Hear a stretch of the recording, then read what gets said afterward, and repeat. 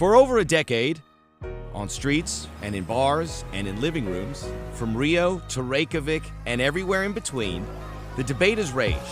Lionel Messi or Cristiano Ronaldo? Who is the greatest player in the world? The truth is, we've never seen a rivalry like this. Not in football, not in any of our major sports. But that debate might soon be over, and it might end without Messi or Ronaldo getting the trophy they so glaringly lack, the World Cup. To understand why it matters that two individuals haven't won a team trophy that's only up for grabs every 4 years, you have to know just how dominant Messi and Ronaldo have been. The winner is Cristiano Ronaldo. From 2008 through 2017, the Ballon d'Or, basically the sport's most valuable player award, has gone to either Ronaldo or Messi. 5 for Ronaldo, 5 for Messi, none for anyone else. It's not just Ballon d'Ors for Messi and Ronaldo. Messi is the all-time leading scorer in La Liga, in the Spanish Super Cup, in El Clásico. He's Barcelona's all-time leading scorer in goals in all competitions, in European competitions, in goals in a calendar year. He scored 613 overall, 100 in Champions League, 61 for Argentina, 48 in the Copa del Rey. In other words, he puts up numbers.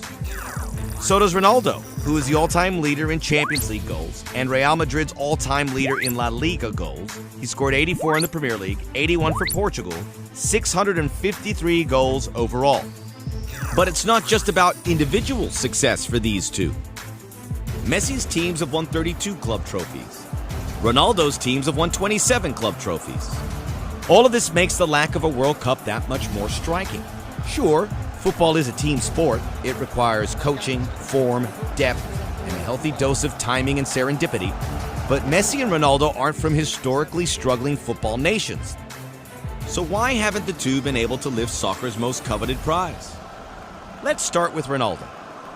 It was 2006 in Germany, and a 21-year-old Ronaldo helped Portugal to an unbeaten record in Group D. After a red card-filled 1-0 win over the Netherlands in the round of 16, Ronaldo had one of his finest World Cup moments, slotting home the winning penalty in a scoreless quarterfinal versus David Beckham's England. But Ronaldo and Portugal would go no further. The squad ran into Zinedine Zidane, Thierry Henry, and France, who won 1-0 and reached what became an infamous final versus Italy. Sadly for Ronaldo, that has been the peak of his World Cup career. In South Africa in 2010, Portugal managed just one victory, 7-0 versus North Korea, as they finished second behind Brazil in Group G. Despite taking a 19-match unbeaten run into the knockout stage and a perfect defensive record in the World Cup, Portugal ran into their Iberian Peninsula rivals, Spain, and their golden generation. David Villa scored, Spain advanced, and won the whole thing, while Portugal went back home. Again. 2014 was even more disappointing. Portugal were stuck with another powerhouse in the group stage, this time eventual champion Germany, and they lost 4-0 in the opening match versus Die Mannschaft. Then it got worse. Facing the United States in the second match, Portugal had to settle for a last-gasp 2-2 draw to keep their dreams of reaching the knockout stage alive for one more game. Then, despite Ronaldo's 80th minute winner versus Ghana in the final match, Portugal couldn't overturn USA's goal difference advantage. 8 years after being reasonably close to the final, Portugal didn't even reach the knockouts. Lionel Messi, meanwhile, has gone in a different direction. In 2006, as a relatively unknown teenager, he emerged off the Argentine bench and gave a proper introduction to the footballing world, scoring a goal in their second group stage game against Serbia and Montenegro. Messi came on again late in Argentina's 2-1 extra-time win over Mexico in the round of 16, but stayed on the bench as the Albiceleste were eliminated by Germany via penalties in the quarterfinals. In 2010, Messi was a known quantity, and it was perhaps his most disappointing World Cup. Coached by the iconic Diego Maradona, Messi struggled to make a major impression in the build-up. Even so, the squad was perfect in Group B, and hopes were high Messi would seize the moment in the knockout stage. He did it. After a 3-1 round of 16 win against Mexico, Messi's group fell well short in the quarterfinals, falling 4-0 again to Germany. Then came 2014 in Brazil, the heartbreak. Led by Javier Mascherano, the Argentine defense was stout. Messi got back to scoring too, scoring the eventual winner in the 2-1 opener against Bosnia and Herzegovina, snagging a late winner against Iran in the second game, then bagging a first-half brace versus Nigeria as Argentina clinched an unbeaten group stage record. A pair of nervous 1-0 wins in the round of 16 in the quarterfinals showed the tenuous nature of their grip on the competition.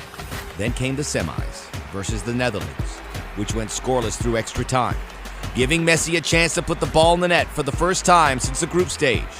He did, helping the Albiceleste earn a 4-2 win on penalties and a trip to Argentina's first final since 1990 against, who else? Germany. This was not the blowout of 4 years earlier. The game was scoreless through 45, then through 90. Then in extra time, 22-year-old Mario Götze scored an absolutely incredible goal that gave Germany their first trophy since the West Germans beat Argentina in 1990, leaving Messi so close, yet so far away from unquestioned all-time greatness. So here we are. Messi and Ronaldo, still considered the best players in the world, head to Russia to give it another try. Is this their last chance? It very well might be. By the 2022 World Cup, Messi will be 35, Ronaldo 37, and outfield players that age don't have a great history of claiming the top prize. Add to that the uncertainty of a tournament held in Qatar in November-December, and the window might have closed. These are Messi and Ronaldo, though. They're clearly not ordinary players. Time will tell just how much longer they have as key contributors to their national team sides.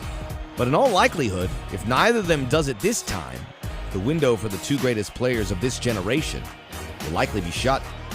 And the chance to add the trophy that many feel is required to be the best player ever will have passed.